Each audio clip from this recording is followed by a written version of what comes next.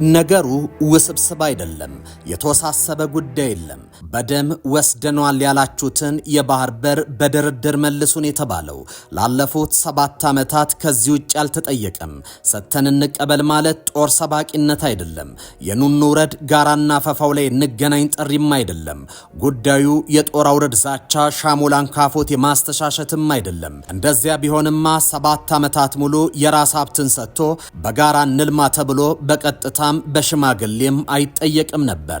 ነገሩ ውረድ እንውረድ አባይ ካለቱ የሞቶ ሞቶ ታልቅስ እናቱ ቢሆንማ በተለይም ኢትዮጵያ በአሁኑ ወቅት ከፍተኛ የሆነ የጦር ብልጫ ይዛ በደም የወሰዳችሁትን በደም ለመልሰው ማለት ስትችል ለድርድር ባልተጣራሽ ነበር። ህግደፍ የኢትዮጵያን ጥሪ አልቀበልም ብሏል።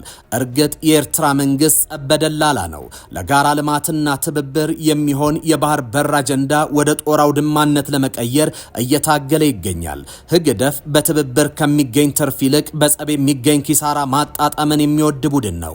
ከሁለት ሀገራት ይፋ እርቅ በኋላም የኢሳያስ መንግስት ሰላሙን ወደ ግጭት ለመውሰድ የወሰደበት ጊዜ እጅግ አጭር የሚባል ነው። የሁለቱ መንግስታት ይፋ ግጭት የጀመረው በሰሜኑ ጦርነት ወቅት ላይ መከላከያ ትግራይ የገባ ጊዜ ነበር። የኤርትራ ጦር ትግራይ እንዲገባ ህወሓት ሮኬት ወደ አስመራ በመተኮስ ተጣርቷል። በተመሳሳይ ህወሓት በሰሜን እዝ ወንድሞቹ ላይ የፈጸመው ክህደት አዘል ጥቃትን ተከትሎ የኃይል አሰላለፍ ካርታው ፍጹም እንዲለወጥ አድርጎታል። እናም ህግ በመጣሱ ምክንያት የፌዴራል መንግስቱ በህግ የተሰጠውን ህገ መንግስታዊ ስርዓት ለማስከበር ትግራይ ገብቷል። በሌላ በኩል ህወሓት ከፌዴራል መንግስቱ ጋር የሚኖረኝ ግንኙነት የጦር አበጋዞችና የፌዴራል ግንኙነት አይነት ነው በሚል የፌዴራል ስርዓቱን አደጋ ውስጥ ጥሎታል። በዚህ ሳያበቃ በህገ መንግስቱ ለፌዴራል መንግስቱ ብቻ የተሰጡትን የውጭ ግንኙነትና የመከላከያ ሰራዊት ማቋቋምን ህወሓት በጋር ጥሷቸው ነበረ። ህገ መንግስታዊ ስርዓቱንም በመናድ የትግራይ መከላከያ ኃይል የሚል ተቋም በክልል ደረጃ አቋቁሟል። እነዚህ ሁሉ የግጭት ምክንያት ናቸው። የፌዴራል መንግስቱ ህግ የማስከበር ህገ መንግስታዊ ስልጣኑንና የግዛት አንድነቱን ለመጠበቅ አልፎም ህግ የጣሰውን ህወሓት ወደ ህገ መንግስታዊ ስርዓት የማስገባት ዓላማ ይዞ ትግራይ ገብቷል።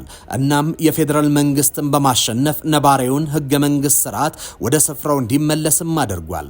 የፕሪቶሪያው ስምምነት ህወሓት የጣሰውን ህገ መንግስታዊ ድንጋጌ ለማክበርም የተስማማበት ነው። ጤና ይስጥልኝ። ይህ ኢትዮ መልህቅ ነው። ጠቅላይ ሚኒስትር አብይ አህመድ በፓርላማ ቆይታቸው ስለ ኢትዮጵያና ኤርትራ ወቅታዊ ግንኙነት አስመልክተው ስላነሱት ጉዳይ እንዲሁም ስለ ድብቁ የሻዕቢያ ፍላጎት እየተነጋገርን አብረናችሁ ቆይታ እናደርጋለን። አብራችሁን ቆዩ።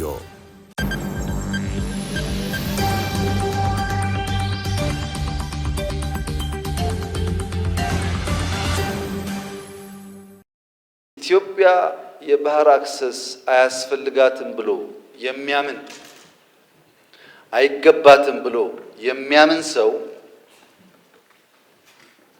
አንድ ተፈጥሯዊ ህግ የሳተ ይመስለኛል። ሰው ይወለዳል፣ ሰው ያድጋል፣ ሰው ያረጃል፣ ሰው ይሞታል። ይሄ ተፈጥሮ ነው። ቀይ ባህርና ኢትዮጵያም እንደዚሁ ናቸው። በሆነ ጊዜ ማርጀት፣ በሆነ ጊዜ መድከም ቢኖርም ቀይ ባህርና ኢትዮጵያ ለዘላለሙ ተነጣጥለው መኖር አይችሉም። በጣም ብዙ ስለሆነ ሀብቱ ከምጽዋ ጫፍ እስከ ሞቃዲሾ ጫፍ 5000 ኪሎ ሜትር ነው። በጣም ትርፍ ነው። ካለነው አካባቢ በላይ ነው ጥቅሙ። ከ5000 ውስጥ 20 ሚሊዮን ገደማ ሶማሌ፣ የተወሰነ ሚሊዮን ጅቡቲ፣ የተወሰነ ሚሊዮን ኤርትራ፣ በድምሩ 25 ሚሊዮን ገደማ ያሉት 5000ን ይዘውታል። 130 ሚሊዮን ህዝብ ያላት ኢትዮጵያ የጠየቀችው ግን 50 ኪሎ ሜትር ነው። ይሄ ፍትህ ካልሆነ ዓለም ላይ ፍትህ የለም ማለት። ጠቅላይ ሚኒስትር አብይ አህመድ ለህዝብ ተወካዮች ምክር ቤት የሰጡት ማብራሪያ በተለይም ከኤርትራ ጋር ስላለው ቅራኔ መነሻ የሰጡት ይፋይ ቃል በኢትዮጵያና በኤርትራ ዲፕሎማሲያዊ ግንኙነት ላይ አዲስ ምዕራፍን ከፍቷል። ብዙዎች በኢትዮጵያና በኤርትራ መካከል ላለው የዲፕሎማሲ ቅዝቃዜ ምክንያት የቀይ ባህር ጥያቄ ነው ብለው ቢገምቱም ጠቅላይ ሚኒስትሩ ግን እውነተኛው ምክንያት በትግራይ ጦርነት ወቅት የኤርትራ ሰራዊት በህዝብና በንብረት ላይ የፈጸመው ግፍ መሆኑን በይፋ አጋልጧል። እንደ ጠቅላይ ሚኒስትሩ ገለጻ ቅራኔው የጀመረው ገና በጦርነቱ መጀመሪያ ሽሬ ከተማ ላይ ሲሆን የኢትዮጵያ ሰራዊት ከተማዋን ተቆጣጥሮ ሲያልፍ የኤርትራ ጦር ከኋላ በመምጣት የግለሰቦችን ቤትና ፎቅ ማፍረስ መጀመሩን ገልጿል። በአክሱም ወጣቶችን በጅምላ መረሸን፣ በአድዋና በአዲግራት ፋብሪካዎችን መዝረፍና ማውደም ጸቡን ጫፍ አድርሶት እንደነበርም ገልጿል። በተለይም የአዲግራት መድኃኒት ፋብሪካ ላይ የደረሰው ጥፋት ለግጭቱ መባባስ ዋነኛ ምክንያት ሆኗል። እናም የትግራይ ህዝብ እንዳይጎዳ የሚል መልእክት ይዘው የቀድሞ የውጭ ጉዳይ ሚኒስትር አቶ ገዱ አንዳርጋቸው 2 ጊዜ ወደ አስመራ መላካቸውን ጠቅላይ ሚኒስትሩ አረጋግጧል። አቶ ገዱ ህሊና አላቸው።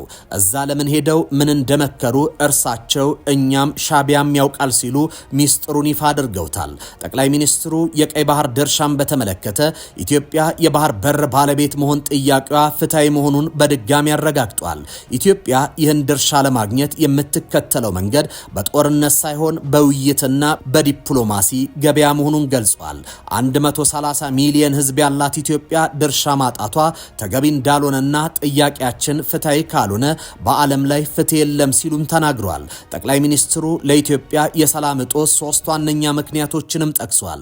ልዩነትን በኃይል መፍታት ባህል፣ ንግግርን አለማስቀደም ከጥንት የተጣባን በሽታም ነው ብለዋል። ሌላው ባንዳነት ነው። ባለፉት 100 ዓመታት ያልተላቀቀን አመል መሆኑን ገልጸው ባንዳነት ያቆስላል እንጂ አይገልም ሲሉም ገልጿል። ሶስተኛው የጠላቶች ስጋት ነው። ኢትዮጵያ ስትነሳ እዚያው እናስቀራት የሚል ዘመን የማይሽረው ስጋት ያላቸው ኃይሎች መኖራቸውንም አስረድቷል። የፕሪቶሪያው ስምምነትና የመቀሌውን ውሳኔ ስንመለከት መቀሌ ለመግባት 1 ቀን ሲቀራቸው የፕሪቶሪያውን ስምምነት የፈረሙት ሰላምን በማስቀደም መሆኑን ጠቅላይ ሚኒስትሩ ገልጿል። መቀሌ መግባት ድል አይደለም፣ የኛ ህዝብ ነው የሚጎዳው በማለት የትግራይ ህዝብን ለመጠበቅ የኤርትራ ጦር ወደ ከተማዋ ገብቶ ጥፋት እንዳያደርስ ጥንቃቄ መደረጉንም ገልጿል። እኚህ የጠቅላይ ሚኒስትሩ ገለጻዎች በኢትዮጵያና በኤርትራ በኩል ያለው ጸብ የሰነበተ መሆኑን አሳይቷል። ከዚህ ባሻገር ለአፍሪካ ቀንድና ለአፍሪካ ሞዴል መሆን የሚችል የሰላም ተስፋ በኢሳያስ መንግስት ምክንያት እንዳይሳካ ሆኗል። የባህር በር ጥያቄው እንደ ሰበብ ቢታይም እውነተኛው ቁስል ግን በሰሜኑ ጦርነት ወቅት የተፈጸመው ግፍ መሆኑ በይፋ ተነግሯል። ይህ መገለጥ በቀጣይ የቀጠናውን ዲፕሎማሲ ላይ ትልቅ ተጽዕኖ ይኖረዋል። የኢትዮጵያ የባህር በር ጥያቄዋን በዲፕሎማሲ መንገድ ለመፍታት የምታደርገው ጥረትም ከዚህ የታሪካዊ ቁስል መጋለጥ ጋር ተዳምሮ አዲስ የፖለቲካ አሰላለፍ መፍጠሩ የሚቀር አይሆንም። ይህ ጉዳይ የተከበረው ምክር ቤት ለዛሬ ዋጋ የለውም። ለታሪክ ማንሳት የምንፈልገው ጉዳይ አክሱም ወጣቶች ሲገደሉ፣ አድዋ ሲዘረፍ፣ አዲግራት ሲዘረፍ በርካታ ኢንቮይ ወደ ኤርትራ ልክ ያለው የላኳቸው ሰዎች ገሚሱ አሁን ከኛ ጋር የሉ። ለምሳሌ ክቡር አቶ ገዱ ያኔ የውጭ ጉዳይ ሚኒስተር ነበሩ። ከአንዴም 2 ኤርትራ ልኬያቸዋለሁ። የላኳቸው የትግራይን ህዝቤን አታገሷቅሉ፣ ሀብቱን አትዝረፉ፣ ጸቡ ከቲፒኤልኤፍ እንጂ ከትግራይ ህዝብ አይደለም የሚል ነው። አቶ ገዱ አሁን እኛ ጋር የሉም፣ ግን ክር አላቸው፣ ህሊና አላቸው። ዛሬ ቢደብቁ በታሪክ ውስጥ ይወጣል። ለምን ጉዳይ ነው እንደተነጋገሩ እሳቸውም ያውቃሉ፣ ሻቢያም ያውቃል፣ እኛም እናውቃለን። ጠቅላይ ሚኒስትሩ በፓርላማ ላይ ያቀረቡት እውነት ይህ ቢሆንም በሻቢያ ተላላኪዎች ዘንድ ጩኸቱ በርክቷል። የነበረውን የሰሜን ግጭት ተንተርሶ የሚሰጡ ትንታኔዎች አብዛኞቹ ፕሮፓጋንዳ ወለድ ናቸው።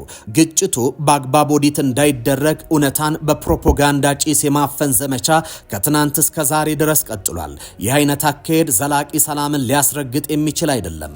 ሀገር ካለፈው ስህተቷ ተምራ ወደፊት እንዳትጓዝ የሚያደርጋትም እንዲህ አይነቱን መራር እውነት ከመቀበል ይልቅ በግጭት ውስጥ ቡድናዊ ፍላጎትን ለማሳካት የሚደረግ ጥረት መኖሩ ነው። መሰል አካሄድ ግጭት በሳይንሳዊ መንገድ ኦዲት ተደርጎ የጋራ መስማማት ላይ ሊደረሱ የሚገቡ እውነቶች ላይ እንዳይደረስ አድርጓል። ጠቅላይ ሚኒስትር አብይ በሰሜኑ ግጭት ወቅት የነበሩ እውነቶችን መግለጥ መጀመራቸውን ተከትሎ ጩኸቶች በርክተዋል። ነገሩን አስገራሚ የሚያደርገው ትናንት ሻቢያ በግጭቱ ውስጥ ጥፋት ፈጽሟል ያሉ አካላት ዛሬ የሻቢያ ወዳጅና ለቡድኑ በጦርነት ወቅት ለሰራው ግፍ ስልታዊ ድጋፍን እያደረጉ መሆኑ ሲታይ ነው። በጠቅላይ ሚኒስትሩ የፓርላማ ቆይታ የኤርትራ መንግስት ተሳትፎን በተመለከተ የጠቅላይ ሚኒስትሩ ገለጻ በውድ መረዳት ይገባል ሲሉ በርካታ የፖለቲካ ታዛቢዎች ይናገራሉ። የኤርትራ መንግስት በተሳትፎ ወቅት በቂም በቀል ተነሳስቶ የትግራይ ተወላጆች ላይ ከህግ ውጪ ግድያን ፈጽሟል። ለዚህ ደግሞ በወቅቱ የሰብአዊ መብቶች ኮሚሽን በተናጠልና ከተባበሩት መንግስታት ድርጅት የሰብአዊ መብቶች ኮሚሽን ጋር በጋራ ሆኖ ጥናት ተጠንቶ ሪፖርት ቀርቧል። የሪፖርቱ ግኝት የኤርትራ መንግስት ያጣጠለው የኢትዮጵያ መንግስት ግን ተቀብሎታል። በጊዜ በሁኔታና በአውድ ለሚረዳ የኤርትራ ጦር በተለይም ለመጀመሪያ ጦርነት ላደረገው አስተዋጽኦ ተመስግኗል ማለት ከጦርነቱ ጅማሬ እስከ ፍጻሜው ለፈጸመ ወንጀል አይጠየቅም ማለት ግን አይደለም።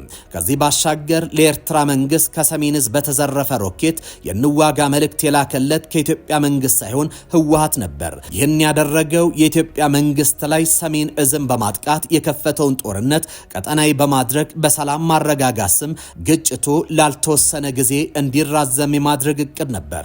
በወቅቱ የሀገሪቱ ከ70 እስከ 80 በመቶ የሚገመት የውጊያ አቅም ከውስጥና ከውጭ ተቀናጅቶ በማፍረስና በመውረስ ህወሓት የጸጥታ ምስቅልቅሎሽን ፈጥሮ ነበር።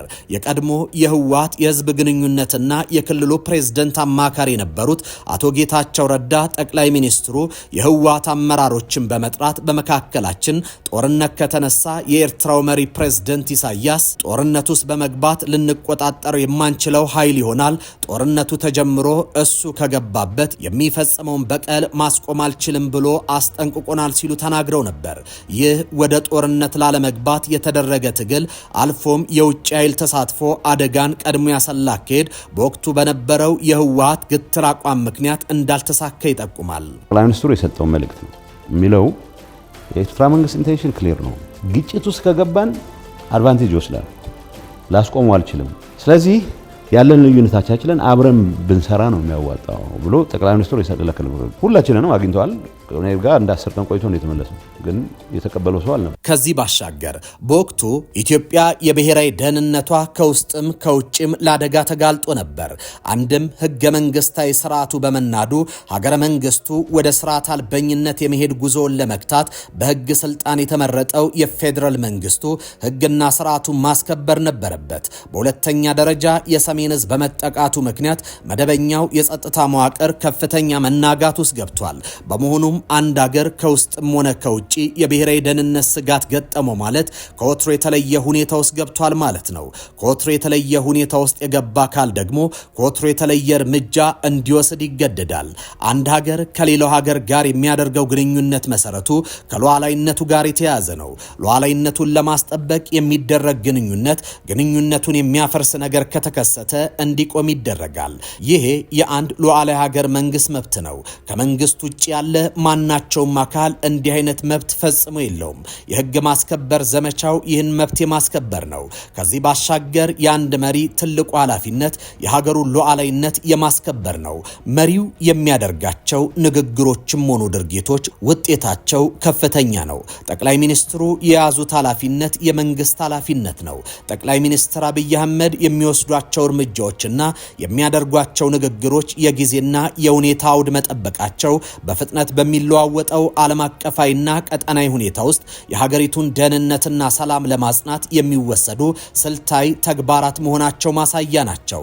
ጠቅላይ ሚኒስትሩ ጦርነት እንዳይመጣ አስቀድመው የህወሓትን ባለስልጣናት ሲማጸኑ ነበር።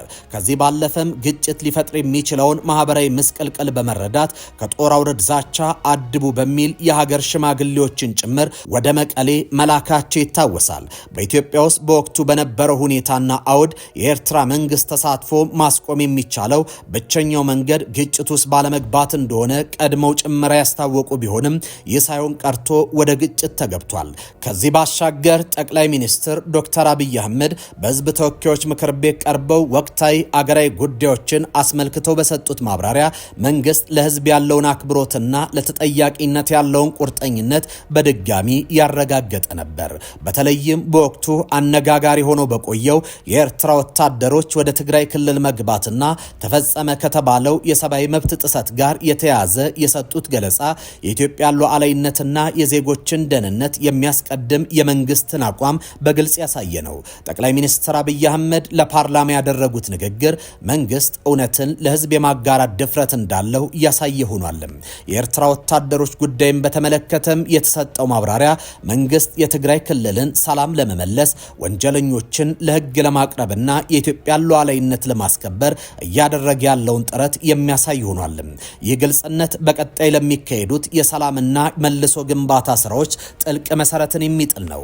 ነገር ግን የኤርትራ መንግስት የኢትዮጵያና የኤርትራ መንግስታት መቃቃር ኢትዮጵያ ከዛሬ 2 ዓመት በፊት የባህር በር ይገባኛል የሚል ጥያቄ ማንሳቷን ተከትሎ የተፈጠረ ለማስመሰል የሄደው ርቀት የፖለቲካዊ ትርፍን በመሻት መሆኑን በጠቅላይ ሚኒስትሩ የፓርላማ ቆይታ ወቅት ተገልጿል። ከዚህ ባሻገር ኢትዮጵያ ከ130 ሚሊዮን በላይ ህዝብን ይዛ በዝግ ቤት ውስጥ የምትቆይበት አውድ ፈጽሞ የለም። የኢትዮጵያ መንግስት የጠየቀው በቀይ ባህር ካለው ሰፊ ከ5000 ኪሎ ሜትር ከሚልቅ የባህር ዳርቻ 50 ኪሎ ሜትሩን ነው። ይህ ጥያቄ የኤርትራ መንግስት ቅርጽ ለማስያዝ እንደሚሞክረው በኃይል ሳይሆን በሰጥቶ መቀበል መርህ ላይ የተመሰረተ ነው። መንግስት ትናንትም ዛሬም ወደ ግጭት የመግባት ፍላጎት የለውም። የመንግስት ፍላጎት ከሰላምና በሰላም ማትረፍ ብቻ ነው። እናም የባህር በሩ ጥያቄ በሰጥቶ መቀበል መሪ የቀረበ ያብረንን በልጽግ ጥያቄ ነው። ኢትዮጵያ ዛሬም ነገ የምታተርፈው በሰላምና ከሰላም ብቻ ነው። የተወደዳችሁ የኢትዮ መልህቅ ቤተሰቦች የዛሬው የመልህቅ ዝግጅታችን በዚሁ ተጠናቋል። በሌላ ርዕሰ ጉዳይ ተመልሰን እስከምንገናኝ በያላችሁበት ሰናይ ጊዜ ሆነላችሁ።